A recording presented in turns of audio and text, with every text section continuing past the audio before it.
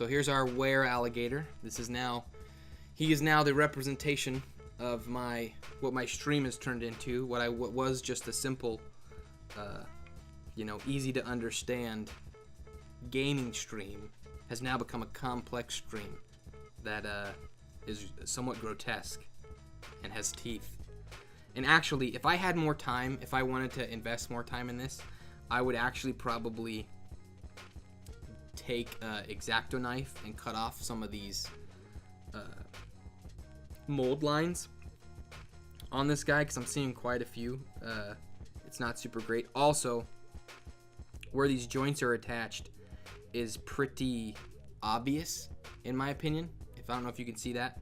It's pretty obvious where the joints are attached, where the tail's attached, where the arm's attached, and where this upper jaw is attached. We can probably fix some of that with the paint and hide some of it in the final paint job. But what I would probably prefer to do is put some milliput on this guy to kind of clean it up, or some green stuff, kind of work that in to make it look like a smoother transition. So we're gonna start painting this guy, going at it, trying to get these details out. And I just realized that I had way too much paint on my brush when I went at it, so I'm gonna have to really work this one through. And it looks like I forgot to brush through the alligator and get some of those water drops that were left in the crevices out. So you'll notice that the paint is actually a little washed out because of that. The water mixing in with it is, so it's not a problem. It just means we'll probably have to come over it with a second coat once it starts to dry. This guy is going to be really fun to paint. I am looking forward to this.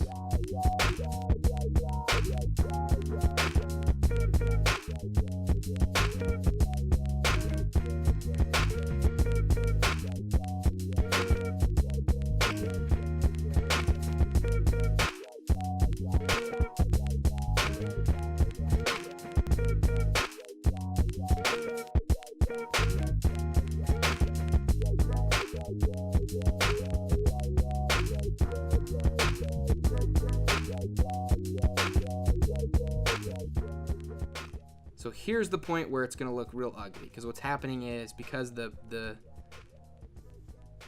my primer got kind of watered down, what you're seeing is some of the heavier primer is kind of falling into the recesses of all these scales, while the watered down is just kind of staying on the outer edge. So instead of getting this kind of clean gray, we're getting this really nasty kind of like multi-shade, which is not a problem. It's really not a big deal. It's not going to look super good from the onset, but this is not super important. You're not doing detail work on this guy at this point. You're just getting him a coat of paint to help catch the paint that you're going to put on him for the final colors and stuff.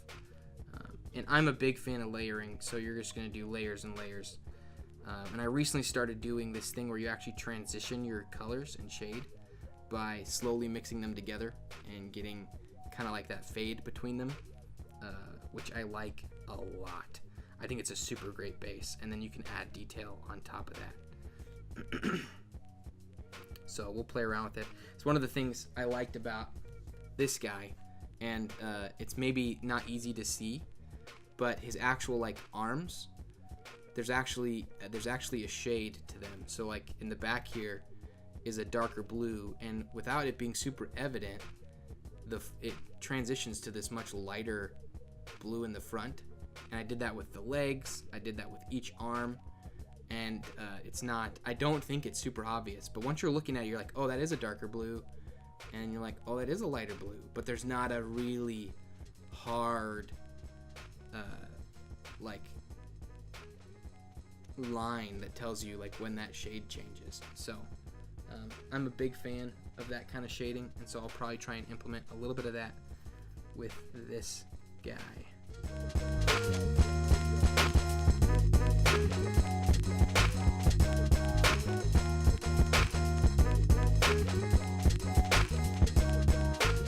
Alright, I think we're good. I think we're good on that. Now, I have to decide whether I want to have a cartoony green alligator or a more earthy toned alligator.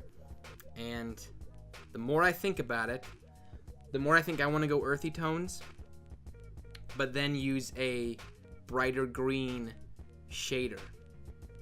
No. Let's do the opposite. Let's do that. We're going to do the brighter green tones, and I'm going to use some earthy tone shaders to bring it down. That's a good idea. Okay, so we're going to go with these more colorful shades, but we're going to start with a dark tone. And you got to shake your paints up whenever you use them. Can't say it enough. We're going with, this is Caliban Green. Alright, I actually don't get to use these greens a whole lot. I used them on a orc miniature I painted a long time ago, and it turned out so cartoony that I was very upset with myself, and I haven't used it since. So what I'm going to do, I put some of this green paint in my wet palette, and I'm actually going to put some black and some white in the wet palette as well. Then what I'm going to do is I'm going to use the white and the black to help create some shade, and we're going to actually create a somewhat of a what's the word I'm looking for? Like a gradient as a base on this guy. I am not. I can't make it clear enough that I'm not a professional miniature painter by any means, but I've just been doing it for long enough that I feel like I have my method of the way I like to do things, and so for better or for worse, I kind of have the way that I like to do it. So I like to use this guy to mix it, just because I'm able to keep more on the palette rather than get it all inside a brush that I'm not going to use to paint. So now I'm trying to create a couple different shades with this to try and get some lighter colors and some darker colors. Depending on how I feel about it, we may not use a lot of the other shades. It really depends. And man, I can't tell you enough, like, black paint goes really far, so you don't need a lot of it, and I put way too much on there. Okay, so there we go. I've got a little bit of transition going on there. With my brush, I will end up mixing more of it together as I go, but just so you get somewhat of an idea. I've got my water here in my Star Wars cup, and I like to wet the brush before I start using it. Okay, so I wonder if I can actually, I'll just move it on screen here so you can kind of see me working with it. I'm going to actually start with this, and what I'm going to try and do, I want the belly here and the stomach and the insides probably to have some more of a tan color, so my goal isn't probably to cover those too much. I'm going to try and use the green for a lot of the upper part of the body. So here we go.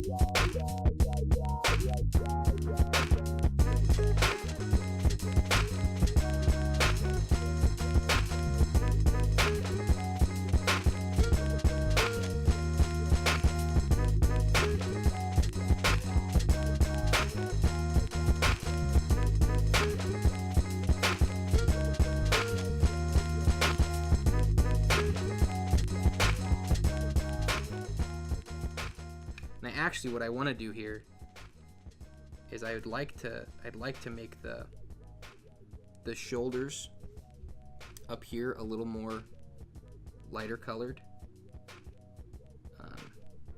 just because they're getting the most sun. If he's standing up like this, he's probably getting the most sun up here, so it's going to bleach the scales more.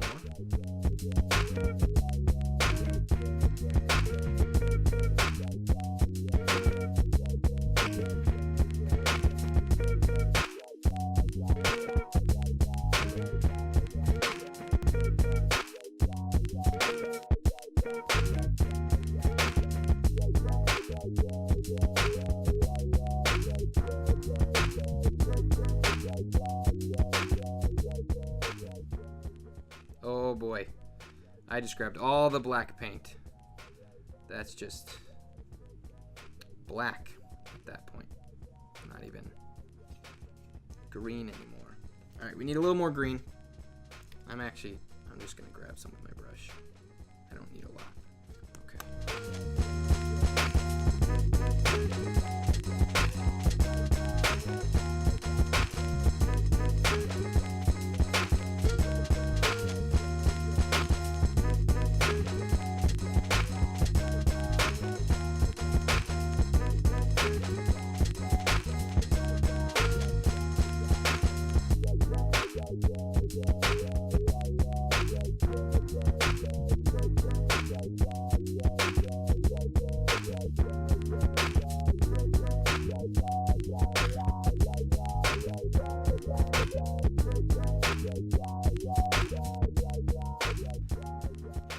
This, along with like other art mediums, a lot of it is just how much time are you willing to invest in the thing you're working on. I could probably keep going with this base shade for a lot longer, but we're not going to keep going with it. So I'm going to start adding the stomach, underbelly, and the palms, and probably a little under the tail color now.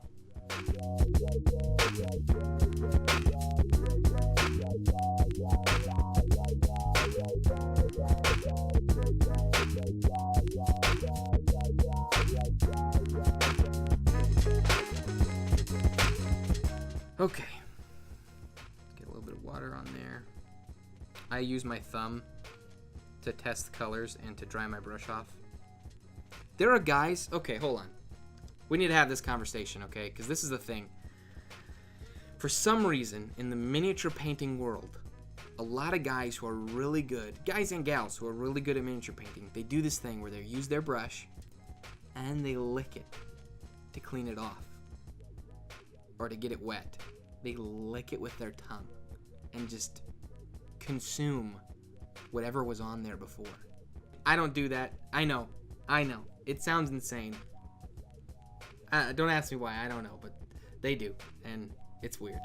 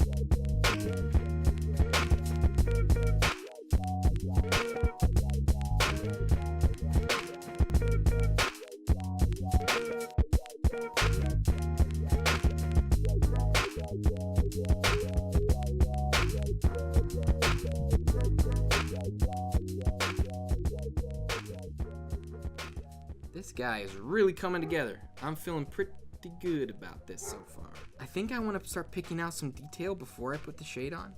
So I'm going to add some of this warpstone glow. It's a very vibrant green, and I'm a little worried to use it. I want to use it. I want to primarily just use it on these guys back here, these spikes, and maybe a little bit of the upper part of the body. But this is what I love. Look at this. This wet palette. I put these guys on here like a while ago, and they're still totally wet. If you paint miniatures and you haven't started using a wet palette, you are missing out. I'm not going to need a lot of this. Just a little. Okay. So here's one of my detail brushes. You can see it's got a really fine tip.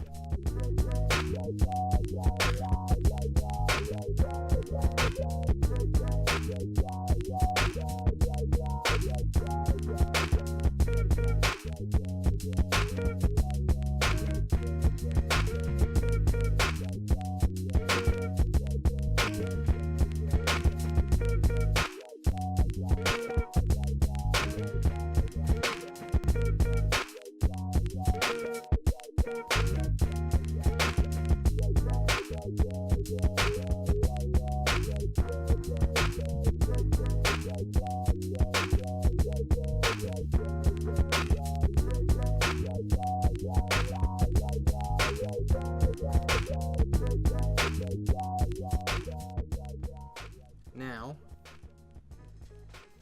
we're moving on to the shader, Agrax Earth Shade. Now, I could put some of this on my wet palette, but I actually just prefer to pull from the bucket itself. And we're going to use the number 2 Zem that I used for putting a lot of the base on there. It's got a good long brush, and when it gets wet, it gets a nice thin point. And now we're going to coat the whole thing with this shader. And what's going to happen is it's going to get really dark. Once it's on, it might actually look like a little more vibrant once I first put it on, just because it's wet. And when things get wet, they look a little more vibrant. That's why grass looks so green after the rain. So it might look a little vibrant, but once it dries, you'll see that it takes the whole shade down to a much darker level.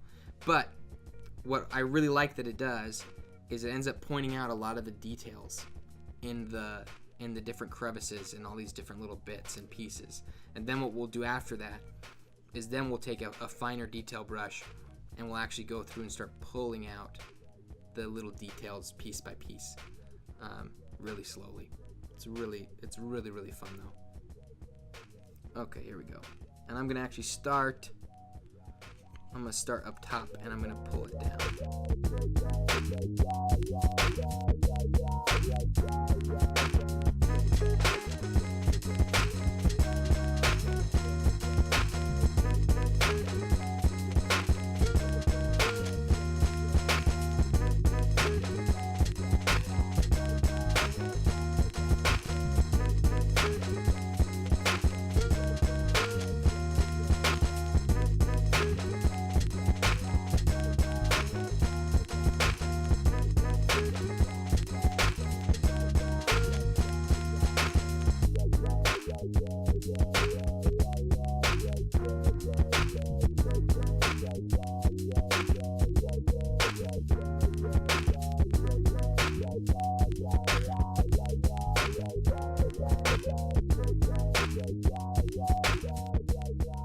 It's also worth noting, you mentioned there kind of jokingly that you forgot how gators looked. I would say it's probably a good idea anytime that you're painting a creature or anything to look up some photos online just to give yourself a reference of what of just like what they might look like, even if they're fictional creatures. I find it kind of helps to have like some kind of point of reference, something I can look at and go like, okay, so that my decisions are made based off of some level of information.